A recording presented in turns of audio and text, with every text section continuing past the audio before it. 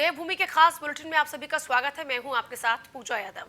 उत्तराखंड की राजनीति में आम आदमी पार्टी की एंट्री हो चुकी है।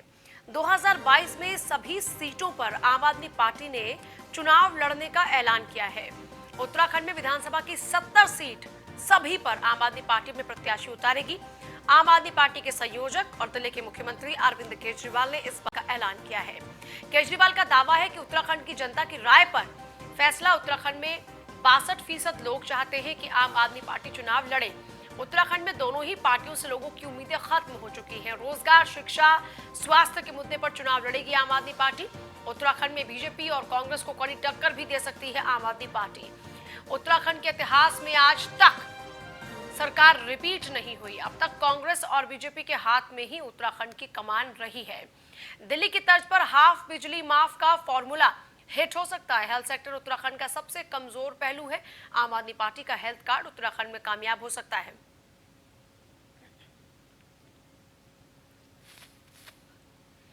देखिए, 2022 में है चुनाव और अब उसके लिए तैयारियां तमाम शुरू हो चुकी हैं। आम आदमी पार्टी भी ताल ठोक रही है उत्तराखंड में चुनाव के लिए। आम आदमी पार्टी का यह दावा है कि हमने जनता की ही राय पर, जनता के ही मतों पर यह फैसला लिया है कि हम यानी आम आदमी पार्टी उत्तराखंड में सभी 70 सीटों पर अपने प्रत्याशी उतारे।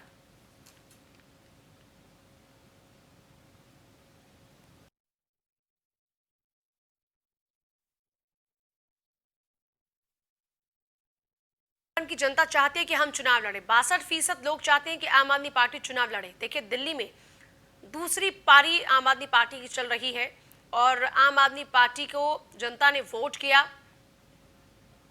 बिजली, पानी और चिकित्सा जो सेवाएं हैं उनके नाम पर। उत्तराखंड के इतिहास में वैसे आज तक ऐसा कभी नहीं हुआ कि कोई भी सरकार रिपीट हुई हो। यानी अगर आज बीजेपी की सरकार है तो कल डेफिनेटली कांग्रेस की सरकार होगी। उत्तराखंड में दोनों ही पार्टियों से लोगों की उम्मीदें खत्म हो चुकी हैं। हमने कहा कि वहां हमने सर्वे कराया है और उस सर्वे के मुताबिक 62% लोग चाहते हैं कि आम आदमी पार्टी चुनाव लड़े। उत्तराखंड में आम आदमी पार्टी रोजगार, शिक्षा और चिकित्सा के नाम पर जनता के बीच जाएगी। 3 मुद्दे हैं आम आदमी पार्टी के। रोजगार, देखिए कितना सही और जबरदस्त नब्ज को पकड़ा है आम आदमी पार्टी ने। रोजगार के कारण ही पलायन होता है उत्तराखंड से और आमतौर पर पहाड़ का शख्स अपनी जिंदगी में तरक्की पाने के लिए वहां से रवानगी करता है, वहां से पलायन करता है। लेकिन जब पहाड़ पर ही रोजगार के अवसर पैदा होंगे तो कोई भी क्यों बाहर जाना चाहेगा। आम आदमी पार्टी ने रोजगार के मुद्दे को पकड़ा है, शिक्षा और स्वास्थ्य। फहीम तन्हा हमारे साथ में जुड़ गए। फहीम, आम आदमी पार्टी ने ताल तो ठोकनी शुरू कर दी है, लेकिन आम आदमी पार्टी का आधार अभी उत्तराखंड में क्या है? अपना प्रश्न दोहराएं प्लीज। फहीम, सवाल मेरा यह है कि आम आदमी पार्टी 2022 के लिए ताल ठोक रही है, लेकिन अभी तक क्या आधार तैयार कर पाई है आम आदमी पार्टी उत्तराखंड में अपना? देखिए, आम आदमी पार्टी आपने जो दावी कर रही है, ताल ठोक रही है, इसके इतर अगर हम चीज देखते हैं इनकी तैयारी के हिसाब से, तो संगठन के तौर पर उत्तराखंड में आम आदमी पार्टी उतनी मजबूत नहीं है अभी तक। और ये बात खुद आम आदमी पार्टी के पदाधिकारी, चाहे प्रदेश प्रभारी हो, प्रदेश अध्यक्ष हो और खुद मुख्यमंत्री दिल्ली अरविंद केजरीवाल ने इस बात को स्वीकारा है। इसके साथ साथ एक बात कही जा रही है आम आदमी पार्टी की तरफ से, सुप्रीम कोर्ट से लेकर के प्रदेश और जिला अध्यक्ष तक उत्तराखंड को ये कही जा रही है कि आम आदमी पार्टी चुनाव में जाएगी, मजबूत पिकअप देगी, लेकिन संगठन के बल पर नहीं बल्कि उत्तराखंड की खुद जनता के बल पर वो अपनी दस्तक देगी। और उत्तराखंड में आम आदमी पार्टी का चुनाव संगठन या पार्टी नहीं बल्कि जनता लड़ेगी। ये टैग लाइन है आम आदमी पार्टी की जो अरविंद केजरीवाल है। इस टैग लाइन को लेकर के उत्साह पार्टी के अंदर है, जो अभी मौजूदा पदाधिकारी जितने हैं। और ये टैग लाइन है जिसकी वजह से अगर कहीं कांग्रेस में या बीजेपी में कहीं इस बात को लेकर के आम आदमी पार्टी दस्तक को लेकर अगर चिंता की हो सकती है, चुनौती के तौर पर यह टैग लाइन चुनौती बन सकती है। और इसको लेकर के अरविंद केजरीवाल। चलिए, बहुत ही शुक्रिया आपका फिलहाल पूरी जानकारी के लिए।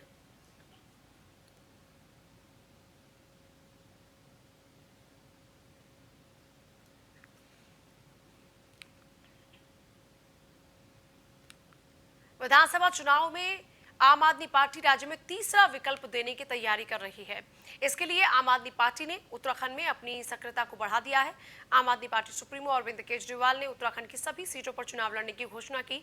आम आदमी पार्टी के उत्तराखंड प्रभारी दिनेश मोहनिया ने देहरादून में पदाधिकारियों से बैठक भी की और क्या कुछ रणनीति है आम आदमी पार्टी की, इसको लेकर प्रदेश प्रभारी दिनेश मोहनिया ने न्यूज 1 इंडिया के रेजिडेंट एडिटर फहीम तन्हा से बातचीत में साझा की है। 2022 का विधानसभा चुनाव उत्तराखंड में आम आदमी पार्टी लड़ने जा रही है। 70 की 70 सीटों पर प्रत्याशी खड़े करने की बात कही है मुख्यमंत्री अरविंद केजरीवाल दिल्ली ने, जो सुप्रीमो है आम आदमी पार्टी के। हमसे बात करने के लिए दिनेश मोहनिया जी मौजूद हैं, प्रदेश प्रभारी हैं। किस तरह से प्लानिंग इसकी करनी पड़ी है 2022 के चुनाव को लेकर के? अभी से घोषणा है, क्या एक तीसरा विकल्प देने की कोशिश है? निश्चित तौर पे जो सर्वे दिखाता है कि लगभग 62% लोग ये कह रहे हैं कि आम आदमी पार्टी को उत्तराखंड में चुनाव लड़ना चाहिए, तो निश्चित तौर पे ये एक बड़ा नंबर है और बहुत इनकरेजिंग नंबर है कि लोग चाहते हैं कि आम आदमी पार्टी उत्तराखंड में चुनाव लड़े। और मेरा ये मानना है कि जिस भी प्रदेश की जनता की जो भी आकांक्षाएं हैं उसको पूरा करना राजनीतिक पार्टियों की जिम्मेवारी है, उनका धर्म है। इसी परिप्रेक्ष्य में अब आम आदमी पार्टी ने तय किया है कि आम आदमी पार्टी आने वाले 2022 के चुनावों में 70 की 70 विधानसभा सीटों पर चुनाव लड़ने जा रही है। किस तरह का सर्वे, ये क्या आधार रहा है सर्वे का, किस तरह का फीडबैक लिया गया है इसमें? देखिए, मैं जिस तरीके से बहुत बड़ी संख्या में उत्तराखंड के लोग दिल्ली में रहते हैं और वो दोनों प्रदेश की परिस्थितियों के जानकार हैं, उनके गांव यहाँ हैं वो, लेकिन काम की वजह से यहाँ रहते दिल्ली में। उन लोगों का कहना था कि भाई आपने जो कुछ दिल्ली में करके दिखाया है, दिल्ली में अगर स्कूल सुधारे हैं, हॉस्पिटल सुधारे हैं, बाकी चीज़ों पे अगर काम हुआ है तो ये काम उत्तराखंड में भी होना चाहिए। तो लेकिन वो बड़ी संख्या, मान लीजिए कोई आके आपसे कहता है तो आप, हमें भी इतना भरोसा नहीं था, तो हमने कहा कि हम एक सर्वे करा लेते हैं और सर्वे में तय करेंगे कि भाई क्या होता है, रिजल्ट क्या आता है। तो लेकिन सर्वे में जो नंबर आया वो हमारे लिए भी चौंकाने वाला था कि इतनी बड़ी संख्या में लोग चाहते हैं, उत्तराखंड की जनता चाहती है कि आम आदमी पार्टी यहाँ पर चुनाव लड़े। लेकिन मैंने जैसा आपको बताया कि ये बहुत इनकरेजिंग नंबर भी है कि 62% लोग चाहते हैं कि आम आदमी पार्टी चुनाव लड़े। तो निश्चित तौर पे फिर आम आदमी पार्टी ने तय किया कि अब हम 70 की 70 सीटों पर चुनाव लड़ेंगे। लेकिन क्या आम आदमी पार्टी के लिए एक चुनौती नहीं होगी, क्योंकि संगठन उस तरीके का नहीं है उत्तराखंड में, और संगठन एक बड़ी ताकत होती है किसी भी राजनीतिक दल के लिए? देखिए, मेरा ये मानना है कि जिस दिन देश की जनता या प्रदेश की जनता कुछ तय करती है, उस दिन संगठन, चेहरे, मंत्री, मुख्यमंत्री, सब चीज़ें छोटी हो जाती हैं। और जब किसी भी पार्टी के साथ भावनाएं जुड़ने लगती हैं तो संगठन भी बनते हैं, लोग भी आते हैं, चुनाव भी लड़े जाते हैं, संसाधन भी जुट जाते हैं। जिस फॉर्मूले के साथ हमने दिल्ली में चुनाव लड़ा है, उसी फॉर्मूले के साथ हम उत्तराखंड में भी चुनाव लड़ने वाले हैं। और हम ये कह रहे हैं कि उत्तराखंड में को बदलने की जिम्मेवारी केवल आम आदमी पार्टी की नहीं है। अगर आप चाहते हैं कि उत्तराखंड में कुछ बदलाव हो, उत्तराखंड में जो जिस चीज़ के लिए उत्तराखंड का निर्माण हुआ था, अगर वो सही मायनों में करना है तो फिर हर उत्तराखंड के नागरिक की जिम्मेवारी है कि वो आज आम आदमी पार्टी के साथ दे। न्यूज़ 1 इंडिया से बात करने के लिए धन्यवाद। ये थे दिनेश मोहनिया जी, प्रभारी हैं आम आदमी पार्टी के उत्तराखंड। साफ तौर पर कहते हैं कि 2022 में वो चुनाव लड़ने जा रहे हैं आम आदमी पार्टी पूरी 70 के 70 सीटों पर। लेकिन देखना दिलचस्प होगा कि कांग्रेस और बीजेपी की राजनीति में उत्तराखंड में आम आदमी पार्टी तीसरा विकल्प कितनी मजबूती के सामने रख पाएगी और कांग्रेस बीजेपी की चुनौती का सामना किस तरीके से कर पाएगी। फहीम तन्हा, न्यूज़ 1 इंडिया, देहरादून। बीजेपी से सुभाष बर्तवाल हमारे साथ में है। सुभाष जी, अब तक तो सिर्फ चुनौती और चेतावनियां कांग्रेस की तरफ से हुआ करती थी, लेकिन अब आम आदमी पार्टी ने भी 2022 के चुनाव में ताल ठोकनी शुरू कर दी है। कितना बड़ा चैलेंज मान रहे हैं आम आदमी पार्टी को अपने लिए? लोकतंत्र में तो चुनाव लड़ने का सबको अधिकार है और धरती पकड़ थे वो जो है प्रधान से लेके और आसपास तक का चुनाव लड़ते थे, तो किसी ने रोका थोड़े ही हो उनको। जो है कोई पार्टी अगर जो है चुनाव लड़ने जा रही है उत्तराखंड में, तो सुभाष जी, मेरा सवाल ये है ही नहीं, लोकतंत्र में हर किसी को चुनाव लड़ने का अधिकार है। मेरा सवाल ये कि कितनी बड़ी चुनौती बीजेपी मान रही है आम आदमी पार्टी को अपने लिए? मैं ये कह रहा हूँ कि भारतीय जनता पार्टी के लिए कभी कोई दल चुनौती नहीं रहा है। भारतीय जनता पार्टी का राजनीति का एक फॉर्मेट अलग है, संगठन आधारित पार्टी है, कार्यकर्ता आधारित पार्टी है। वो एक विचारधारा को लेकर जो है आई है और देश को बदलने के लिए। और इसलिए देखिए, दशकों की साधना जो है हमारे लाखों करोड़ों कार्यकर्ताओं की, और आज तक कोई व्यक्ति जो है खड़ा होकर सूर्यकांत धस्माना भी जुड़ गए हैं। सुभाष जी, मैं आपके पास आती, थोड़ा सा दिक्कत है आवाज में, एक बार जरा टीम चेकआउट कर ले नेटवर्क में क्या कुछ इशू है। सूर्यकांत धस्माना हमारे साथ जुड़ गए। सूर्यकांत धस्माना जी, आमतौर पर उत्तराखंड का इतिहास ये रहा है गवाह कि एक बार आपका टेन्योर तो नेक्स्ट टाइम टेन्योर हो गया बीजेपी का, फिर आपका बीजेपी और आपका बीजेपी, अब तक सत्ता की गेंद इसी तरीके से आप दोनों के पाले में ही घूमती रही। लेकिन अब आम आदमी पार्टी की एंट्री के बाद थोड़ा डर लग रहा है क्या? लगेगा जी को भी हम बुला रहे हैं, डीजी को भी कह रहे हैं आप आ जाइए, शालीन साहब को भी कह रहे हैं डीएमके वालों को वोट आ जाए। सीपीआई सीपीएम हिंदुस्तान की यही तो खूबसूरती है, तो लोकतंत्र का उत्सव है चुनाव। इसके लिए सबको काम करते मेले में आते ही लोग आते हैं, लेकिन यहाँ पर उत्तराखंड के अंदर जो जड़े हैं आपको मालूम है, ये हम स्वीकार करते हैं, दो ही पार्टियां हैं, भारतीय जनता पार्टी और कांग्रेस। और कांग्रेस और भारतीय जनता पार्टी का 20 वर्ष का जो आप देखेंगे, आपने अभी कहा कि बारी बारी से यहाँ पर 5 साल कांग्रेस 5 साल बीजेपी, 10 साल की जो सरकार कांग्रेस की रही है, मैं एक एक चीज के ऊपर बहस करने को तैयार हूँ। 10 साल का जो कांग्रेस का परफॉर्मेंस है, तो परफॉर्मेंस के आधार पर जो हमारी आम सहमत बनी है, लोकतंत्र में चुनाव लड़ने का अधिकार सबको है, लेकिन क्या आम आदमी पार्टी को आप लोग अपने लिए कोई चैलेंज मान रहे हैं, या फिर आपको लग रहा है कि बस ऐसी हवाई पार्टी आ रही है उत्तराखंड में? देखिए, आप चुनाव के टाइम 70 लड़ेंगे, 70 ही लड़ सकते हैं, 70 नहीं लड़ सकते, 70 ही जीते। अब 70 लड़े, 50 लड़े, 40 लड़े, उसमें हम कोई ऊपर बोल सकते हैं क्या? नंबर 1। तो आपका सवाल होना चाहिए कि गुंजाइश क्या है उनके लिए। चलिए, शुक्रिया आपका। ठीक तरीके से आवाज नहीं आ रही है नेटवर्क के इश्यूज की वजह से, लेकिन बहुत शुक्रिया आपका। कांग्रेस कह रही है कि साहब लोकतांत्रिक इस व्यवस्था में सबको चुनाव लड़ने का अधिकार है।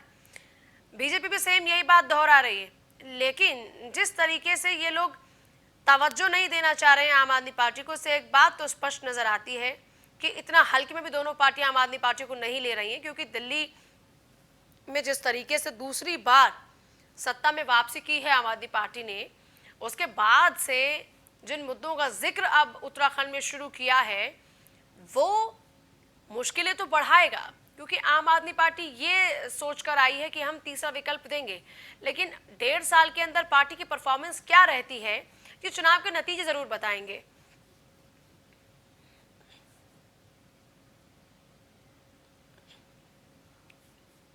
मुख्यमंत्री ने 238 करोड़ की पेयजल योजना को मंजूरी दी है। देहरादून की विश्व बैंक पोषित गुमानीवाला पेयजल योजना के लिए 16.5 करोड़, संचालन और रखरखाव के लिए 4 करोड़ 81 लाख, जीवनगढ़ पेयजल योजना के निर्माण कार्य के लिए 48 करोड़ 90 लाख रुपए, संचालन और रखरखाव के लिए 15 करोड़ 30 लाख रुपए की स्वीकृति, ऋषिकेश देहात पेयजल योजना के निर्माण कार्यों के लिए 67 करोड़ 25 लाख, संचालन और रखरखाव के लिए 15 करोड़ रुपए, नथनपुर पेयजल योजना के निर्माण कार्यों के लिए रुपए 54 करोड़ 77 लाख, संचालन रखरखाव के लिए 15 करोड़ 85 लाख की राशि शामिल है।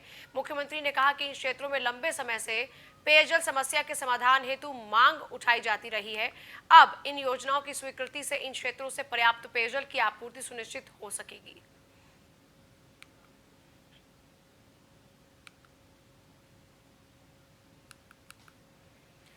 देहरादून के विश्व बैंक पोषित ये योजना है, संचालन और रखरखाव के लिए जिसमें लगभग 4.25 करोड़ रुपए, जीवनगढ़ पेयजल योजना के निर्माण कार्य के लिए लगभग 49 करोड़ रुपए, संचालन और रखरखाव के लिए 15.5 करोड़ रुपए लगभग की स्वीकृति मिली है। ऋषिकेश देहात पेयजल योजना के निर्माण कार्यों के लिए 67.25 करोड़ की स्वीकृति।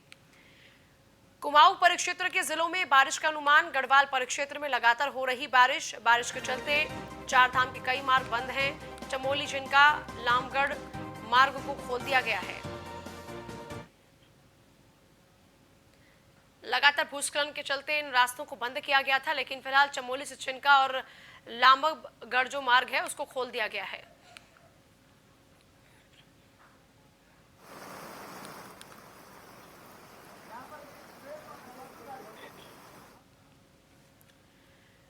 चारधाम मार्ग की जो स्थिति है, आइए एक बार वो स्पष्ट करते हैं आपको। बद्रीनाथ राजमार्ग टिहरी में तोता घाटी पर बंद है।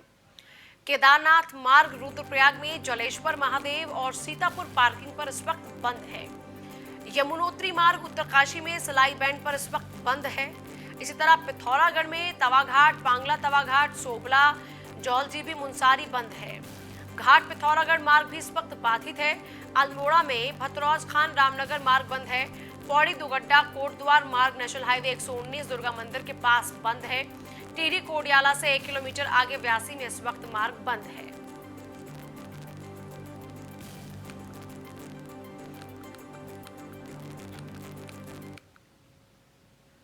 उत्तरकाशी में बारिश ने इस वक्त तबाही मचाई हुई है। बारिश से भूस्खलन से कई गांवों में इस वक्त खतरा पैदा हो रहा है। यहां तक कि गांव में बादल तक फट रहे हैं और बादल फटने से 5 घरों को काफी नुकसान हुआ। सरनौल चपटी बचान गांव में रंकडी मैयड से कृषि जमीन तबाह। उत्तरकाशी के पुरौला विकासखंड के सरबडियाल में भी गांव में बादल फटने से 5 घरों को भारी नुकसान की खबर है।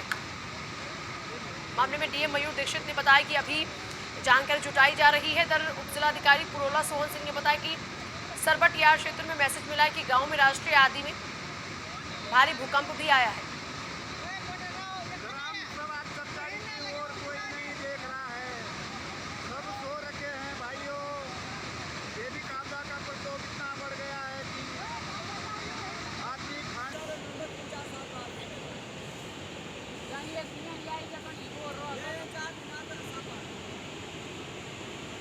तो देखिए चारों तरफ ये आफत ही आफत आपको नजर आएगी। जो यहाँ के क्षेत्रीय लोग हैं उनकी जिंदगी इस वक्त कितनी बड़ी आफत में है वो आप इन तस्वीरों में देखकर महसूस कर सकते हैं। चारों तरफ लोगों की चीख पुकार है और लोग किसी तरीके से अपने घरों से बाहर आ चुके हैं। बादल फटने के बाद में ये नज़ारा आपके सामने है जहाँ पर गांव में बादल फटा और चारों तरफ पानी ही पानी। यहाँ तक कि 5 जो घर हैं वो प्रभावित हुए हैं और ऐसे में उन 5 घरों के जो लोग हैं वो छाता लिए बाहर खड़े हुए हैं, क्योंकि एक तरफ लगातार बरसात हो रही है और दूसरी तरफ उनके घरों पर अब संकट मंडरा रहा है बादल फटने के बाद, क्योंकि बादल फटने के बाद उनका जो घर है वो क्षतिग्रस्त हो चुका है।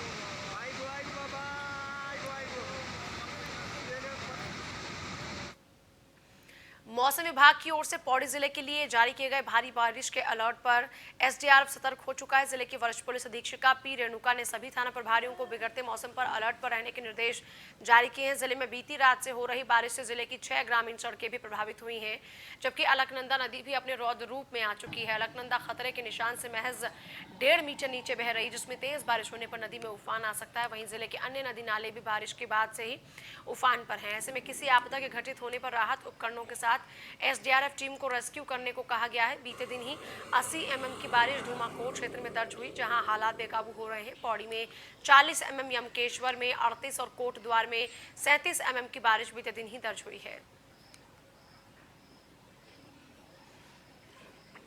हमारा डिज़ास्टर का या आपदा का बारिश का मौसम है, उस समय तो हमारा कितना भी पुलिस है वहाँ पर हम लोग ने पहले ही ट्रेंड हमारा पुलिस है, ट्रेंड पुलिस है एंड सभी थाना क्षेत्र में हमने आपदा की कितना भी इक्विपमेंट है आपदा का वो सभी उनके पास उपलब्ध है। इसके अलावा यहाँ पर हमारा एसडीआरएफ का टीम्स भी कोटद्वार है, श्रीनगर है, सतपुली है, लक्ष्मण झूला है, ऐसे जहाँ पर उनको भी हमने व्यवस्थापित कर रखे हैं। सो हमारा कहीं भी कोई भी सूचना आने पर तुरंत ही वो लोग अपना वहाँ पर तत्काल पहुँच देते हैं। अभी 1-2 दिन पहले वहाँ पर धूमाकोट क्षेत्र में हुआ था, वहाँ भी हमारा टीम ने वहाँ पर गए, वहाँ पर 2 लोगों को वहाँ पर उन्होंने बचाया। सो ये ट्रेनिंग उनके अच्छा हो रही, एक तो ट्रेनिंग है एंड उनके पास सारा साधन है, इस वजह से पुलिस है तुरंत ही वहाँ पर मौके पर पहुँच के अपना कार्रवाई कर। मौसम विभाग की चेतावनी के बाद लगातार हो रही बारिश से क्षेत्र की नदियां नाले अपने उफान पर हैं और जगह जगह भूमि कटाव और अन्य नुकसान ग्रामीण क्षेत्रों में देखे जा रहे हैं। इसी के तहत गांव भोगपुर में स्थित महादेव खाला भी अतिक्रमण की जद में आने के बाद लोगों के लिए परेशानी का सबब बन गया, जिससे पानी से लोगों को मार्ग पर चलना भी मुश्किल हो गया है।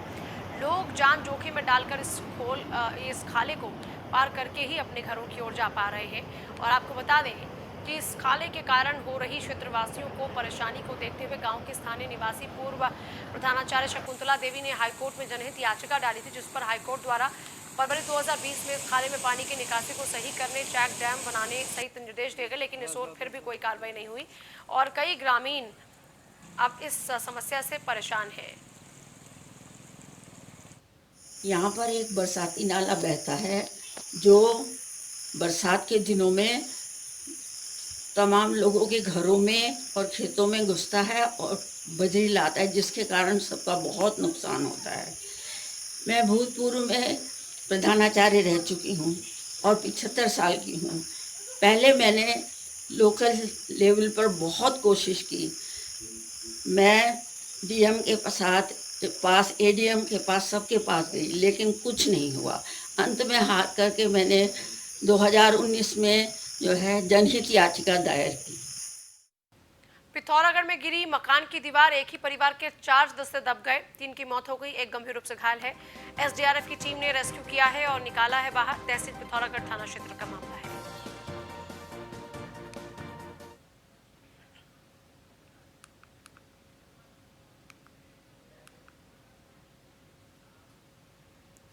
ऋषिकेश में बारिश के चलते सांप या तो बारिश से बचने के लिए या फिर किसी के शिकार की तलाश में लोगों के घरों में छुप जाते हैं, जिनको वन विभाग बाद में रेस्क्यू कर जंगल में छोड़ देता है। शहर में 2 जगह खतरनाक सांप जो काफी जहरीले कहलाते हैं। फॉरेस्टन कैट, रेड कैट, ये बहुत जहरीले होते हैं। ऐसे ही दमन जाति के सांप भी पिछले कुछ दिनों से पकड़े गए। इनके बिलों में पानी भर जाने से ये अपने बिल छोड़कर बाहर निकल आएंगे। यहाँ तक कि मगरमच्छ का बच्चा भी आबादी की ओर चला आया, जिसने वन विभाग की टीम ने आखिरकार पकड़ा।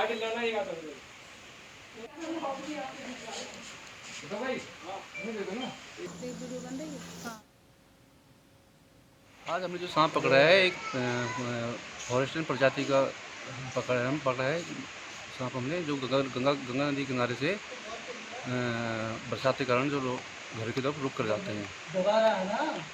तो क्या इससे पहले भी इस तरह के सांप पकड़े हैं? इस तरह के सांप हमने यहाँ 2-3 बार पकड़े हैं, आज तीसरी बार पकड़ा है हमने। ये वीरभद्र मार्ग ऋषिकेश में गली नंबर 2 पे। ये अक्सर जो बरसात होने के कारण गड्ढों में पानी भर जाता है बिलों के अंदर, तो ये बाहर निकल जाते हैं। तो ये अपना सुरक्षित स्थान के चक्कर में अपना आ जाते हैं, अपना बिलों के अंदर घरों में घुस जाते हैं। आज सुबह भी एक सांप पकड़ा, कहाँ किस तरह का था? आज हमने प्रातः सुबह जो सांप पकड़ा हमने, वो रेड कैट स्नेक था, काफ़ी जहरीला प्रजाति का। और खबर ऋषिकेश से, जहां पर पिछले 4 दिनों से एक महिला की अश्लील वीडियो वायरल हो रही है, जो कि चर्चा का विषय बनी है। वीडियो को वायरल होने से तीर्थ नगरी का नाम बदनाम हो रहा है। समाज में ऐसी बुराइयों के लिए कोई जगह नहीं है। ऐसी वीडियो से समाज को खतरा होने के कारण अकाली दल अमृतसर उत्तराखंड ने आज पुलिस को ज्ञापन सौंपा और कहा कि इसका विरोध होना चाहिए।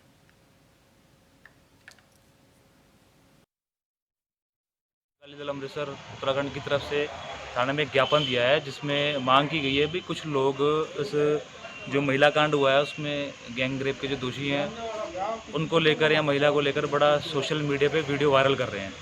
इसके कारण हमारी योग नगरी ऋषिकेश तीर्थ नगरी का जो माहौल है बहुत ख़राब होता जा रहा है। इस वीडियो को वायरल करने से कई लोगों की मानसिक जो संतुलन है वो बिगड़ भी सकता है।